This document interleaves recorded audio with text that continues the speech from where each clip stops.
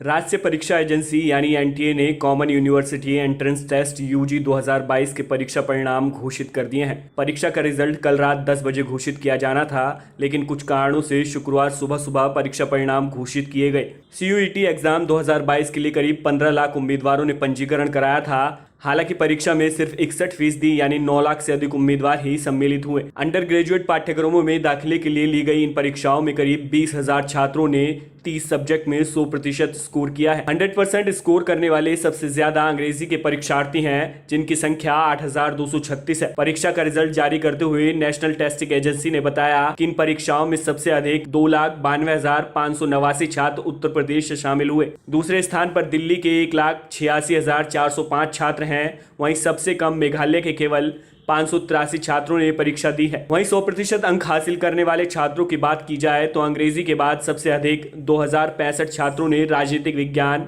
1,669 छात्रों ने business study, 1,324 biology और 1,188 छात्रों ने इकोनॉमिक्स में 100% अंक हासिल किए हैं। देश भर के सभी केंद्रीय विश्वविद्यालयों समेत कुल 91 विश्वविद्यालयों में दाखिले के लिए परीक्षा ली गई थी। अब जब सीयूईटी यूजी के रिजल्ट जारी कर दिए गए हैं तो इसके आधार पर विभिन्न विश्वविद्यालयों और कॉलेज अपनी कट ऑफ लिस्ट तैयार करेंगे। इसके आधार पर ही छात्र इन शिक्षक संस्थानों में दाखिला हासिल कर सकेंगे। गौरतलब है कि एनटीए ने ट्वीट कर नतीजों में देरी होने की जानकारी दी थी। देश भर में सीयूईटी एग्जाम 15 जुलाई से 30 अगस्त तक 6 चरणों में आयोजित हुई थी। जिन परीक्षार्थियों ने इस परीक्षा में हिस्सा लिया था वो अपना रिजल्ट CUET.samarth.ac.in और एनटीए की वेबसाइट nta.ac.in पर देख सकते हैं।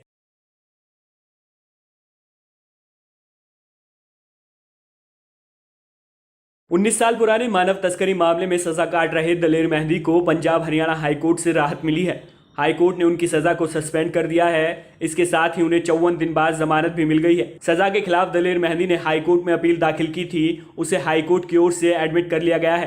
पंजाब हरियाणा हाईकोर्ट ने पंजाब सरकार को नोटिस जारी कर जवाब मांगा है। मामले में पटियाला की ट्रायल कोर्ट ने दलेर मेहंदी को दोषी करार देते हुए 16 मार्च 2018 को 2 साल की सजा सुनाई थी। इस फैसले के खिलाफ दलेर मेहंदी ने पटियाला के एडिशनल सेशन जज के समक्ष अपील दायर कर चुनौती दी थी। ये मामला 19 साल पुराना है, जब दलेर मेहंदी और उनके भाई शमशेर सिंह पर बख्शी सिंह नाम के एक शख्स ने पटियाला सदर थाने में शिकायत दर्ज कराई थी।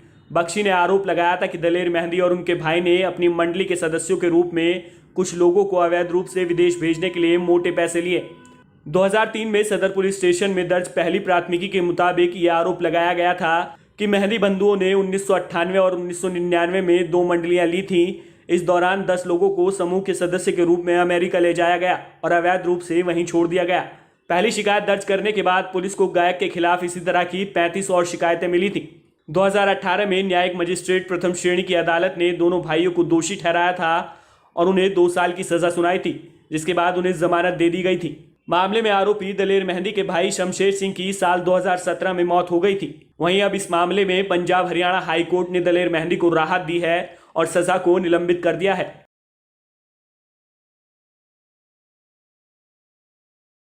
दिल्ली शराब घोटाले मामले को लेकर प्रवर्तन निदेशालय की टीम ने बड़ी कार्यवाही की है। ईडी ने 6 राज्यों में 40 ठिकानों पर छापे मारे हैं। बैंगलोर, हैदराबाद, नेल्लौर, चेन्नई समेत कुल 40 से ज्यादा लोकेशन पर छापेमारी की जा रही है। दिल्ली, एनसीआर, पंजाब, हरियाणा और यूपी में भी तलाश चल रही है। दरअसल ये छापे कुछ शराब कारोबारियों और पूर्व आबकारी अधिकारियों के घर मारे गए। ये छापे उन लोगों पर मारे गए थे जिनके नाम सीबीआई की एफआईआर में दर्ज थे।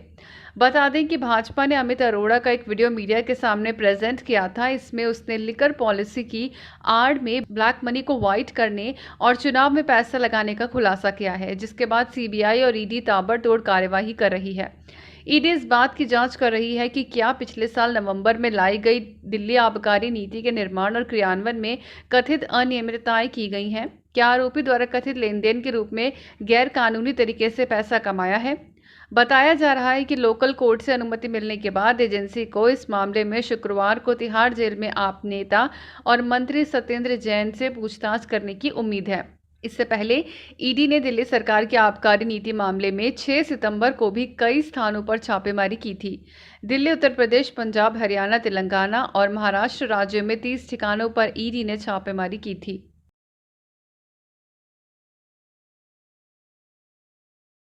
सुकेश चंद्रशेखर के मनी लॉन्ड्रिंग से जुड़े मामले में दिल्ली पुलिस की आर्थिक अपराध शाखा लगातार जांच में लगी हुई है। बुधवार को बॉलीवुड एक्ट्रेस जैकलीन फर्नांडिस से पूछताछ के बाद आज एक्ट्रेस नोरा फतेही से ईओडब्ल्यू ने सवाल जवाब किए। इस पूरे मामले की अहम कड़ी पिंकी ईरानी भी इस पूछताछ में नोरा संग मौजूद थी। बॉलीवुड अभिनेत्री नोरा फतेही जांच में शामिल होने के लिए गुरुवार को दिल्ली पुलिस की आर्थिक अपराध शाखा ईओडब्ल्यू कार्यालय पहुंची। इस दौरान चंद्रशेखर की सहयोगी पिंकी ईरानी भी ईओडब्ल्यू कार्यालय में थी। बताया जा रहा है कि कुछ चीजों को साफ करने के लिए दोनों का ईओडब्ल्यू अधिकारियों से आमना सामना होगा। इससे पहले ईओडब्ल्यू ने कहा था कि बॉलीवुड अभिनेत्री जैकलीन फर्नांडिस और ईरानी के बयानों में अंतर विरोध है। अब पुलिस फतेही और ईरानी से फिर पूछताछ करेगी। एक वरिष्ठ पुलिस अधिकारी ने कहा कि हम कुछ चीजें स्पष्ट करना चाहते हैं, इसलिए हमने ईरानी और फतेही को फिर से बुलाया है। इसके साथ ही उन्होंने कहा कि फतेही कई बार कह चुकी हैं कि उन्हें चंद्रशेखर के आपराधिक रिकॉर्ड के बारे में कुछ नहीं पता था। बता दें कि दिल्ली पुलिस अपराध शाखा ने अभिनेत्री जैकलीन फर्नांडिस से बुधवार को 8 घंटे तक पूछताछ की थी।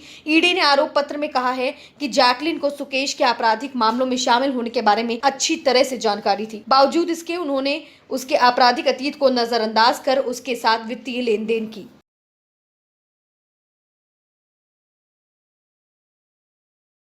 पश्चिम बंगाल के शिक्षक भर्ती घोटाले में सीबीआई ने कल्याणमय गंगोपाध्याय को गिरफ्तार कर लिया है। कल्याणमय गंगोपाध्याय पश्चिम बंगाल माध्यमिक शिक्षा बोर्ड के पूर्व अध्यक्ष हैं। सीबीआई अधिकारियों ने बताया कि कल्याणमय गंगोपाध्याय को सीबीआई के कोलकाता स्थित कार्यालय में बुलाया गया था। पूछताछ के दौरान सहयोग नहीं करने के बाद उन्हें हिरासत में ले लिया गया। इस घोटाले में नाम आने के कुछ दिन बाद ही कल्याणमय गंगोपाध्याय को उनके पद से हटा दिया गया था। अधिकारियों ने बताया कि 20 मई को सीबीआई ने कल्याणमय गंगोपाध्याय समेत 5 आरोपियों के खिलाफ मुकदमा दर्ज किया था। उनके खिलाफ आपराधिक साजिश रचकर पश्चिम बंगाल के विभिन्न स्कूलों में ग्रुप सी कर्मचारी पदों पर गैर सूचीबद्ध उम्मीदवारों को अनुचित लाभ पहुंचाने का आरोप है।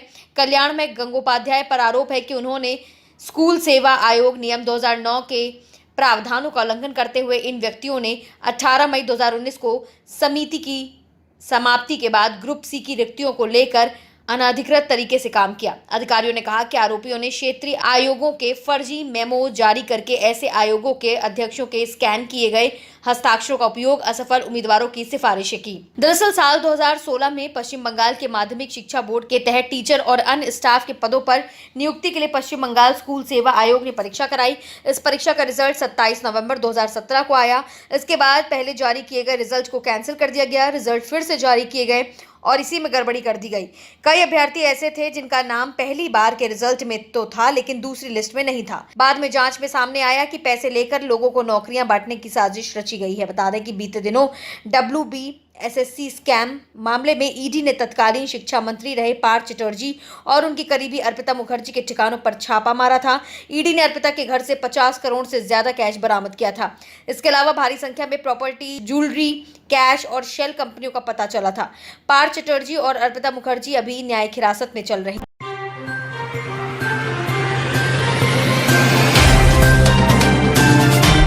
Subscribe now and press the bell icon. Never miss an update.